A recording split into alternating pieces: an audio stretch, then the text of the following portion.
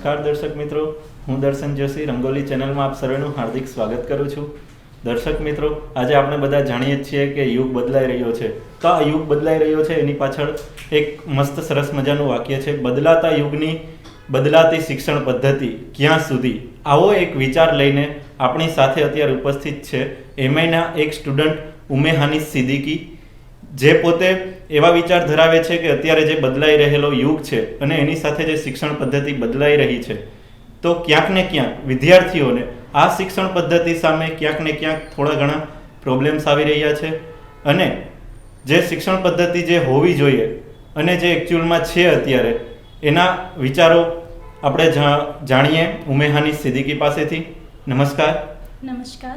સૌથી પહેલાં તો હું દર્શક મિત્રોને તમે જણાવો કે તમારો પરિચય, તમારું ફેમિલી બેકગ્રાઉન્ડ, એમના વિશે મારા દર્શક મિત્રોને જણાવો. નમસ્કાર આપ સર્વને. મારું નામ ઉમેહાની સિદ્દીકી છે. મેં મારી સ્નાતકની ડિગ્રી ઘોડાસરા કોલેજમાંથી કમ્પ્લીટ કરી છે. અત્યારે હું મારી અનુસ્નાતકની ડિગ્રી ભક્તકવિ નરસિંહ મહેતા યુનિવર્સિટીમાંથી ઇંગ્લિશ લેંગ્વેજ અને લિટરેચર વિષય ઉપર કરી રહી છું. એ સિવાય ધોરણ 8થી સર્જન આર્ટ સેન્ટર, જે મારા પિતાજી દ્વારા ચલાવવામાં આવે છે, ત્યાં as an drawing and painting assistant તરીકે સેવા પણ આપી રહી છું. વારે વાહ, ખૂબ સરસ. હવે તમે વાત કરી કે અત્યારે જે શિક્ષણ પદ્ધતિની જે તમારા વિચારો છે, તો એના ઉપર હું તમને એક પ્રશ્ન પૂછું છું. વર્તમાન અત્યારે જે પરિસ્થિતિ છે શિક્ષણ પદ્ધતિની, એમના તમારા શું વિચારો છે એમના વિશે?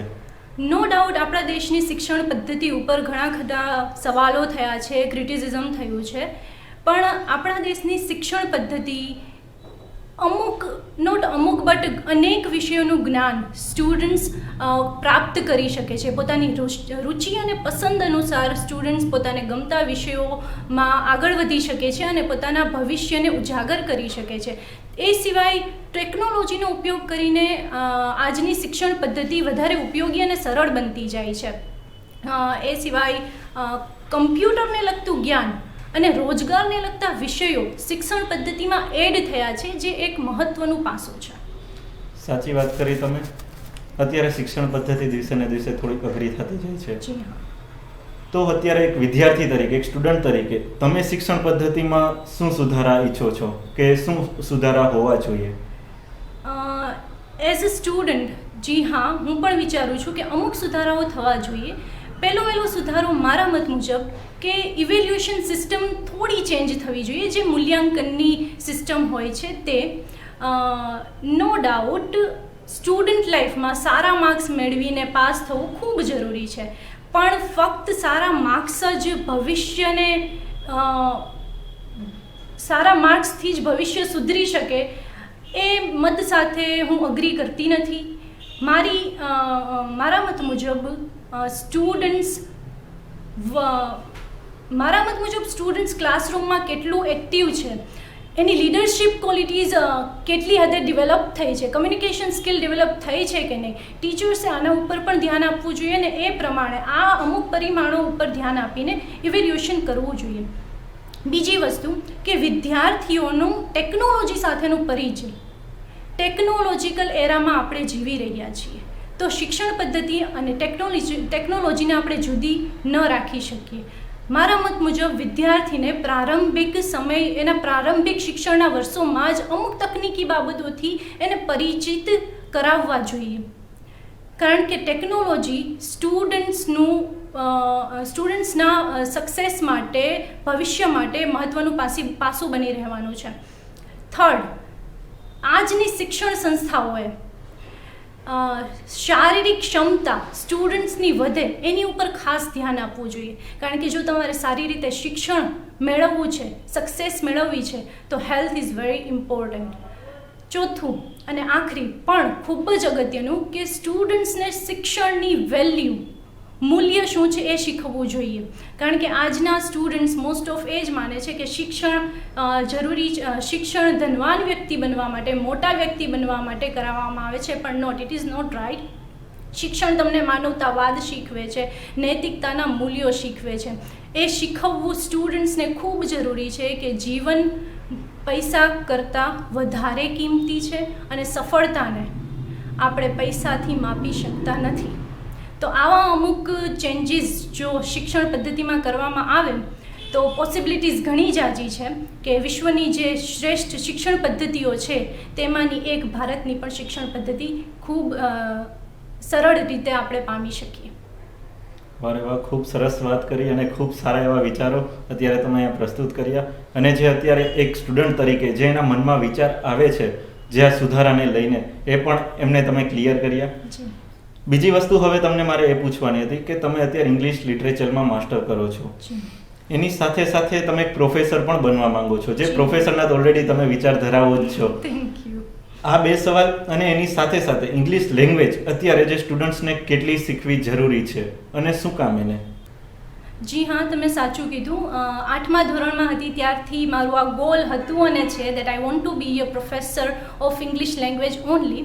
અને એટલા માટે મારી પાસે ઘણા બધા રીઝન્સ છે કે શા માટે એક વ્યક્તિએ, સ્ટુડન્ટે કે ગમે તે વ્યક્તિ હોય ને ઇંગ્લિશ લેંગ્વેજ શીખવી છે, બરાબર. One of the reasons is that કે English language is not just a language but it is becoming a skill nowadays. હવે સ્કિલ એટલે શું? સ્કિલ એક એવી વસ્તુ છે જે બધા પાસે નથી હોતી, અમુક લોકો પાસે જ હોય છે. અને ઇંગ્લિશ લેંગ્વેજ પણ બધાને બોલવાની ઈચ્છા છે પણ અમુક લોકો જ બોલી શકે છે. તો એના લીધે ઇંગ્લિશ લેંગ્વેજ સ્કિલ બનતી જાય છે. બીજું રીઝન એ હોઈ શકે કે English language will expand your boundaries of knowledge. Yes, ઘણા લોકો ખુશ છે પોતાની મધર ટંગને લઈને કે અમારે ઇંગ્લિશ લેંગ્વેજ નથી શીખવી, અમે ખુશ છીએ અમારી મધર ટંગમાં, so that is good enough for them. પણ તમારે શા માટે એવી લેંગ્વેજ નથી શીખવી કે જે તમારી બાઉન્ડ્રીઝને એક્સપાન્ડ કરે છે, જેના લીધે તમે વર્લ્ડ સાથે કનેક્શન બિલ્ટઅપ કરો છો? આ સવાલનો જવાબ તમે પોતાની જાતને જરૂરથી આપજો. થર્ડ, દરેક વ્યક્તિને પોતાના જીવનમાં બે વસ્તુઓ જોઈતી હોય છે. પહેલું છે પૈસા, second one is respect. And I admit that, હું માનું છું કે English language will provide you more respect. હું એમ નથી કહેતી કે ઇંગ્લિશ લેંગ્વેજ નહીં શીખો તો તમને રિસ્પેક્ટ નહીં મળે. હું એમ કહું છું કે ઇંગ્લિશ લેંગ્વેજ શીખશો તો તમને વધારે રિસ્પેક્ટ મળશે.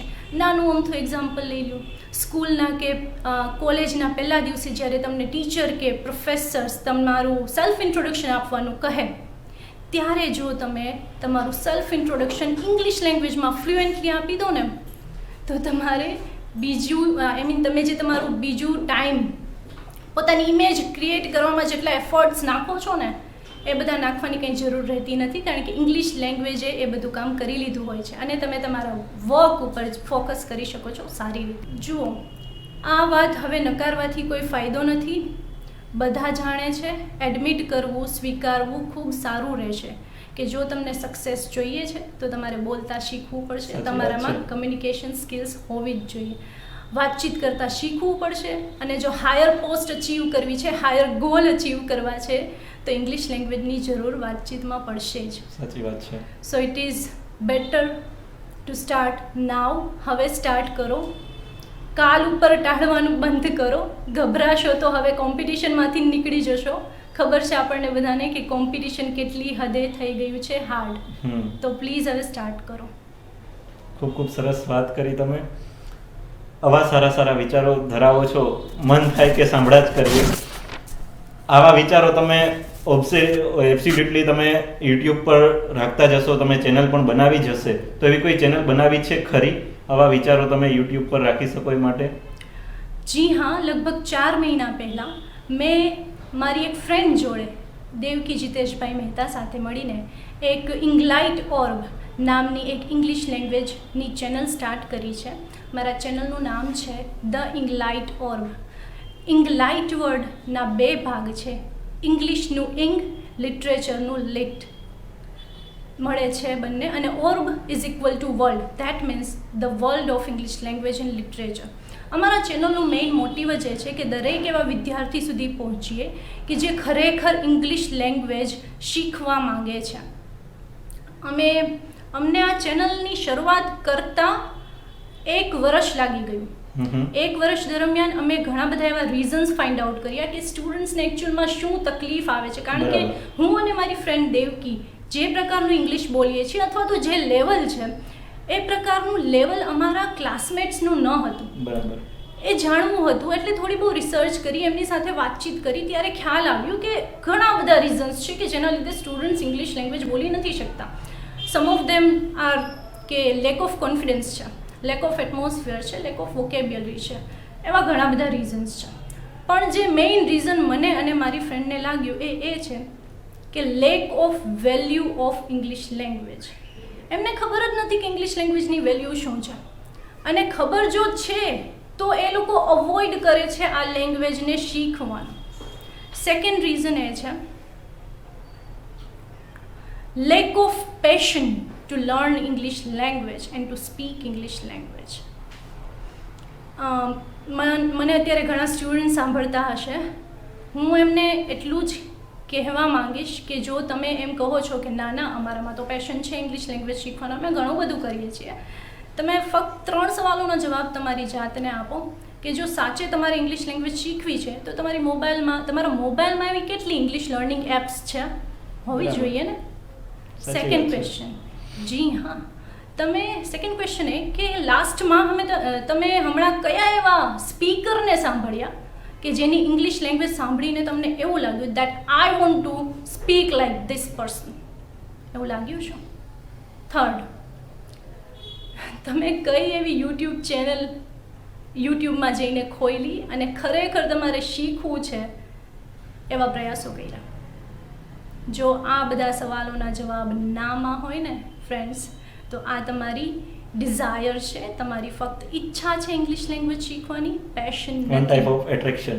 જી હા, અટ્રેક્શન છે. અટ્રેક્શનને પેશનમાં કન્વર્ટ કરવું હોય તો તમારે તમારા અટ્રેક્શનને અથવા ડિઝાયરની સાથે સતત કોન્ટેક્ટમાં રહેવું પડે, અને એ કોન્ટેક્ટ પૂરું પાડવાનું મતલબ કે તમારી ડિઝાયરને તમારા પેશન સાથે કોન્ટેક્ટ પૂરું પાડવાનું કામ જે કરશે એ છે અમારી ચેનલ ધ ઇંગ્લાઇટ ઓર્બ.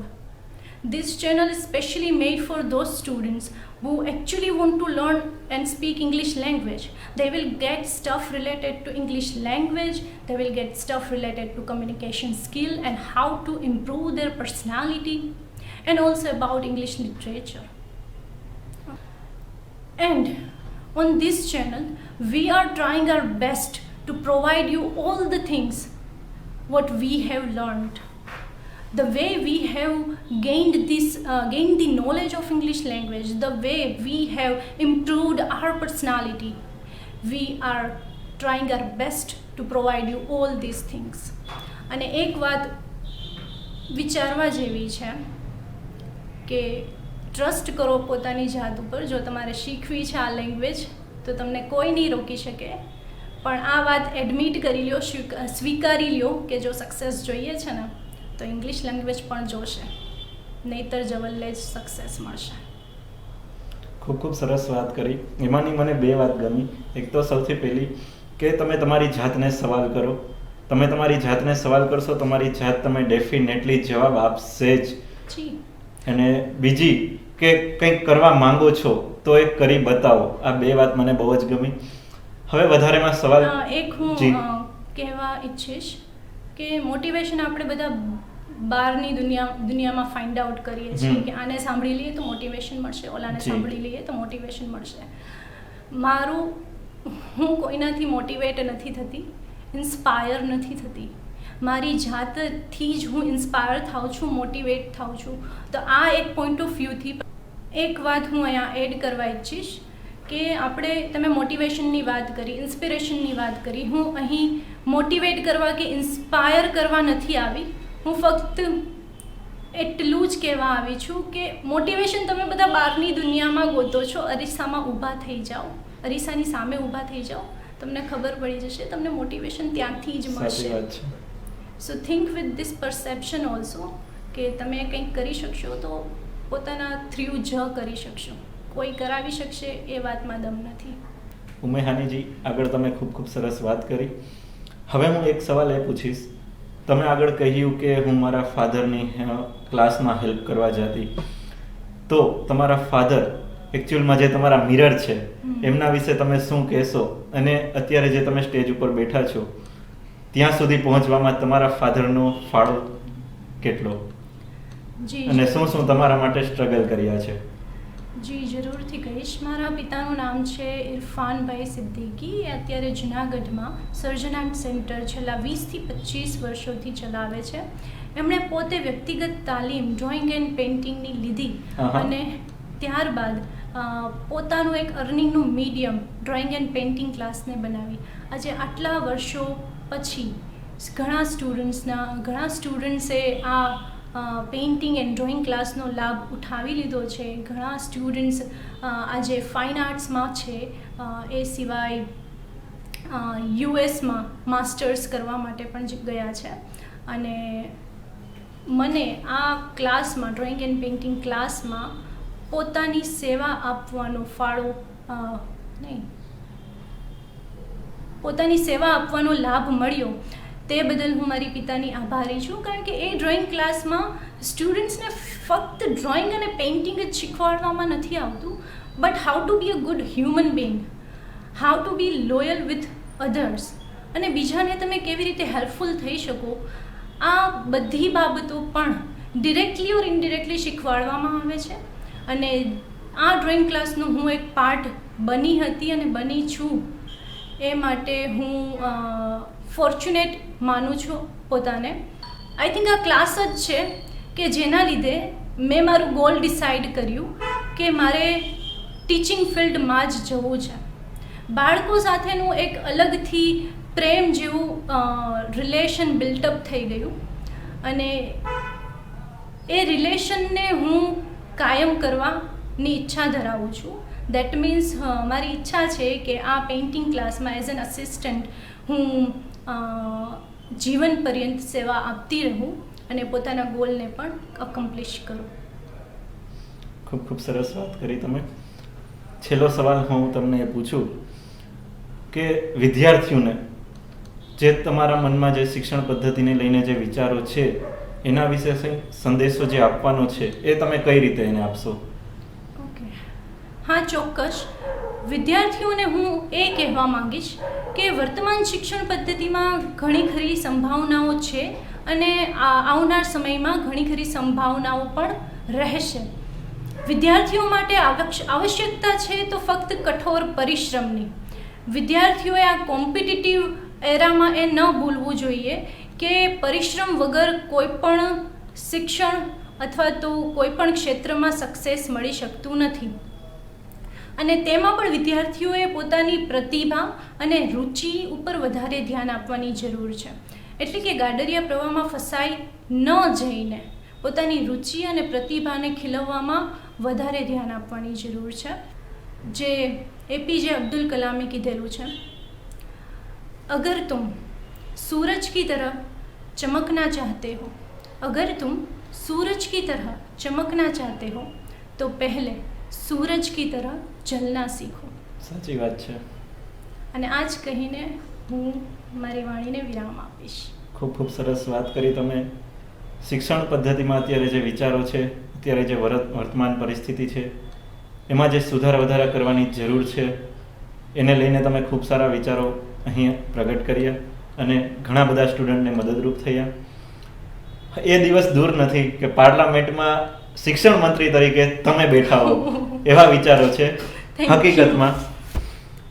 દર્શક મિત્રો, આ હતા ઉમેહાનીજી, જેના શિક્ષણ પદ્ધતિના જે હાલની વર્તમાન પરિસ્થિતિ છે એને લઈને જે વિચારો છે, સ્ટુડન્ટ્સ જે અત્યારે વર્તમાન પરિસ્થિતિમાં ખાસ કરીને શિક્ષણ પદ્ધતિ છે એને મદદરૂપ થવા માટેના જે વિચારો રજૂ કર્યા, સ્ટુડન્ટ્સ તમને પણ મદદરૂપ થયા હશે. ઉમેહાનીજીની એક ચેનલ પણ છે યુટ્યુબમાં, તમે એને સબસ્ક્રાઈબ કરજો અને ફોલો કરજો, જેથી કરીને તમને મદદરૂપ થઈ શકે ઇંગ્લિશ લિટરેચરના ક્લાસીસના વિડીયો, ત્યારબાદ પર્સનાલિટી ડેવલપમેન્ટના એવા ઘણા બધા મોટિવેશનના વિડીયો છે જે તમને એમાંથી મળી રહેશે અને તમને ખૂબ જ હેલ્પફુલ થશે. દર્શક મિત્રો, આવા જ સારા વિચારો, પોઝિટિવ વિચારો લઈને આપ સમક્ષ લઈને આવતા રહીશું. ત્યાં સુધી મને રજા આપો. દર્શન જોશી, નમસ્કાર.